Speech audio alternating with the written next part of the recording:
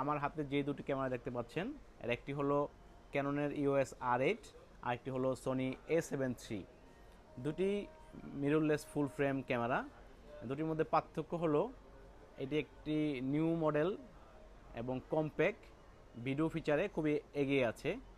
এটি A7 III খুবই oldest, 2018 release হয়েছে, বাট এর বিল কোয়ালিটি খুবই ভালো এবং এর ডাবল স্লট আছে, ব্যাটারি লাইফ ভালো, মানে দুটারই কিছু ফিচার আছে। বাট বর্তমানে ভিডিওর জন্য আপনি কোন ক্যামেরাটি সিলেক্ট করবেন এটার জন্য আমরা এটার কম্প্যারিজন দেখাবো।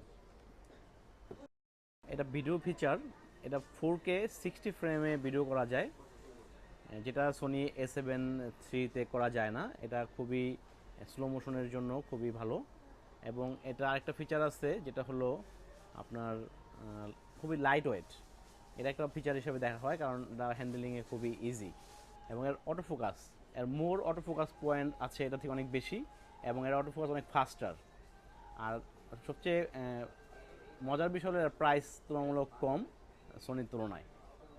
ঠিক আছে, আর এটার কিছু ফিচার বেটার আছে, যেমন এটার বিল কোয়ালিটি খুব হেভি সোনির।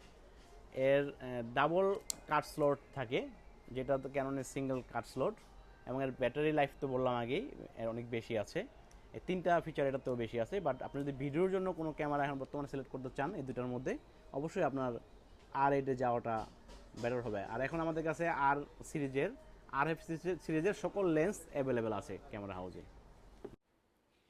camerahousebd.com থেকে আপনারা আমাদের যে কোনো প্রোডাক্ট অনলাইনেই কিনতে পারবেন এবং যে কোনো প্রাইস চেক করতে পারবেন এখানে।